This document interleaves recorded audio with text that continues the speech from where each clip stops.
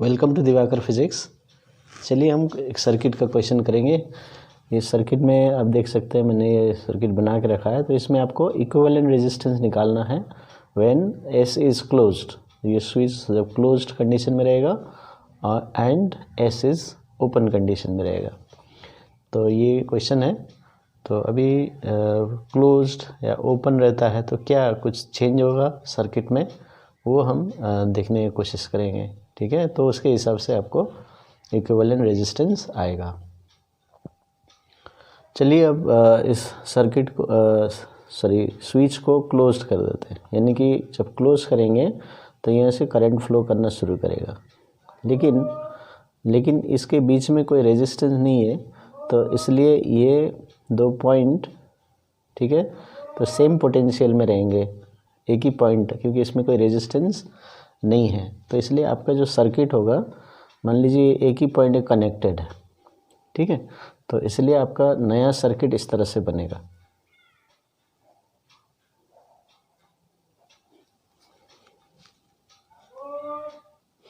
तो नया सर्किट आप इस तरह से बनेगा।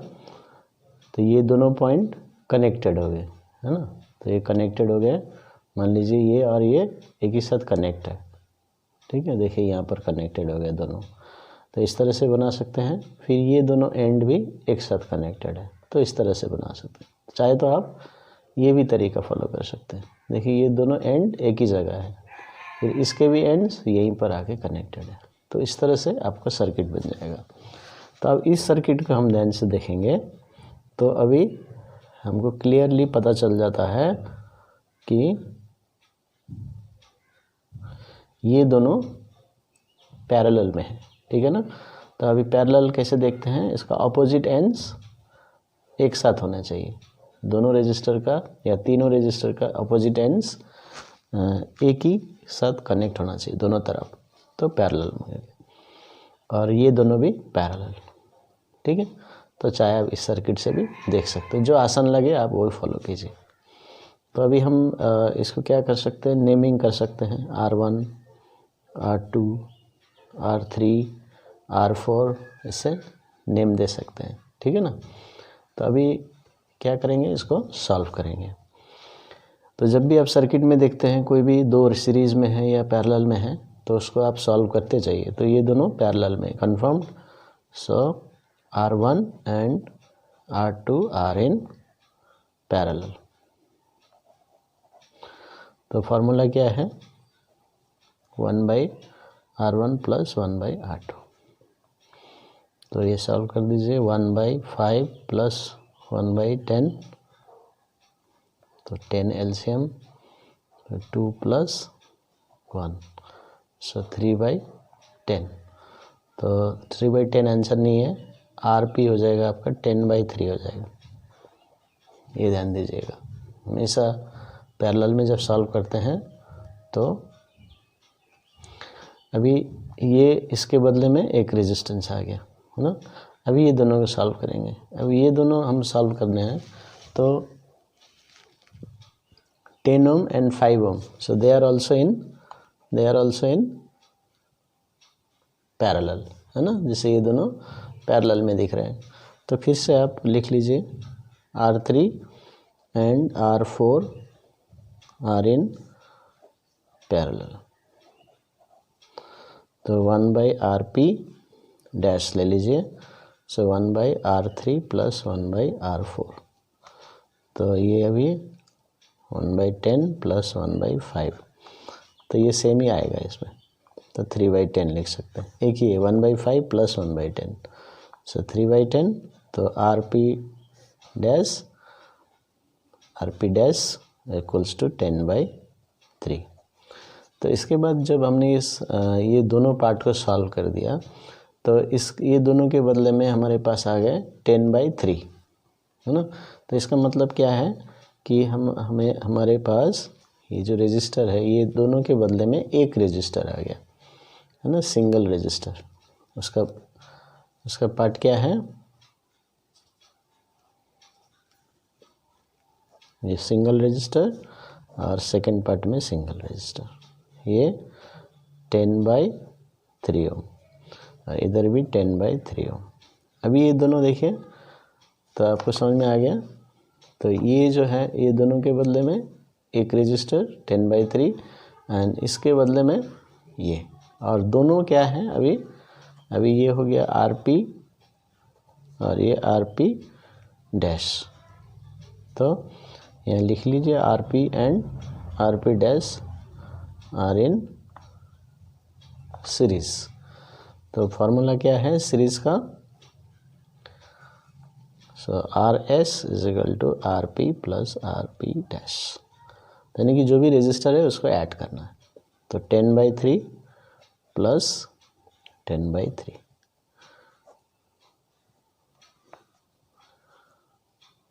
सो 20/3, सो 6.67 ओम। तो 2 डेसिमल प्लेसेस में आपको लिखना है।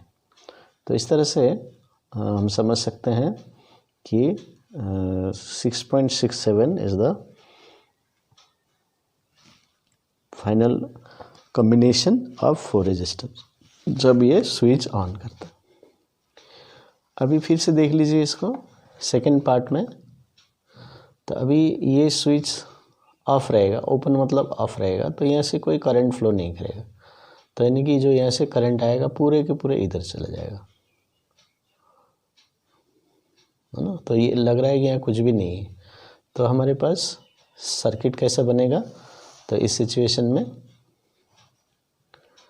तो हमारे पास सर्किट ऐसा बनेगा।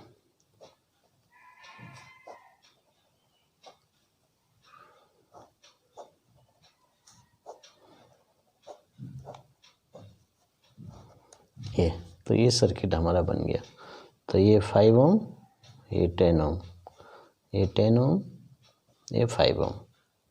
ओके, तो ए बी ये सर्किट ऑफ है, इससे कोई लेना देना नहीं है। ओके, तो अभी हम देख सकते हैं ये R1, R2, R3, R4।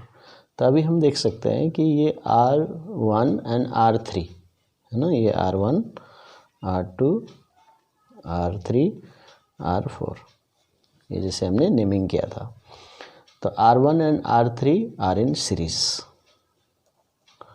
R1 and R3 are in series, second part. अभी जब सीरीज में रहते हैं तो फार्मूला क्या है, तो सीरीज में हमेशा देखिएगा एक ही पाथ होगा करंट के लिए, ठीक है, एक ही पाथ होगा। तो ये हमेशा याद रखना। तो जब तक एक ही पाथ है तो सीरीज में रहेंगे। तो फार्मूला है RS equals to R1 plus R2।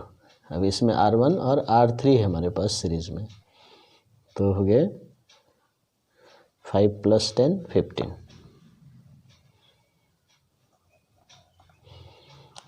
15 ओम ये रजिस्टर हो गया। उसी तरह हमारे पास अभी नीचे वाले जो रजिस्टर हैं R2 एंड R4 वो किस में होंगे, आप देख सकते हैं R2 एंड R4 ये दोनों। तो ये दोनों का भी देखिए एक ही पाथ है और कोई ऐड नहीं किया, कहीं से पाथ नहीं ले गया, तो single path for the current to flow. तो आर इन सीरीज। तो इसका भी फार्मूला हो जाएगा RS dash R2 plus R4। तो 10 + 5 ये 15 ओम, तो दोनों 15 ओम। तो अभी हमारा सर्किट कैसा बनेगा, अभी हमारा सर्किट बन जाएगा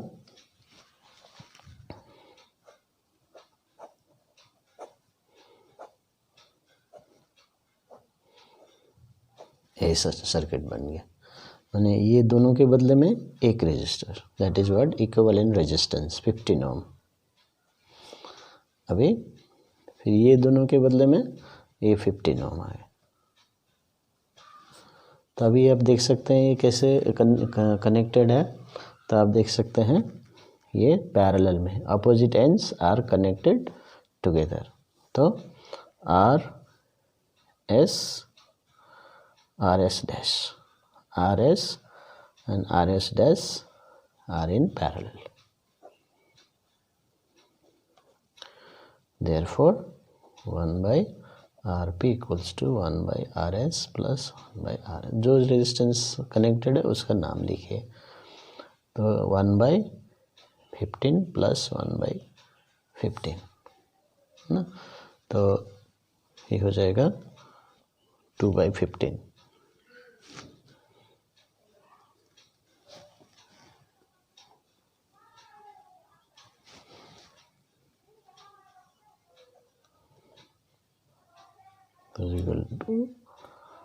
ओके, तो अब लिख सकते हैं इसमें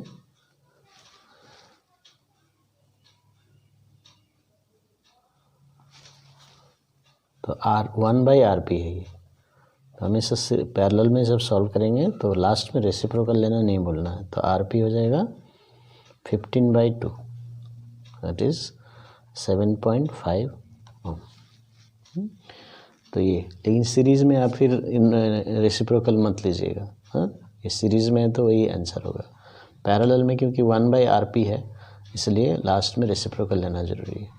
कभी कभी बच्चे लोग ये 2/15 ही छोड़ देते हैं आंसर, तो ऐसा नहीं, इसको लास्ट में रेसिप्रोकल लेना है, लेकिन ओनली फॉर पैरेलल में जब सॉल्व करते हैं।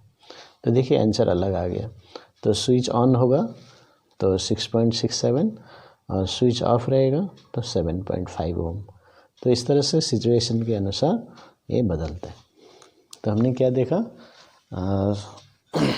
कि सीरीज़ और पैरेलल में कैसे हम सॉल्व कर सकते हैं। Thank you.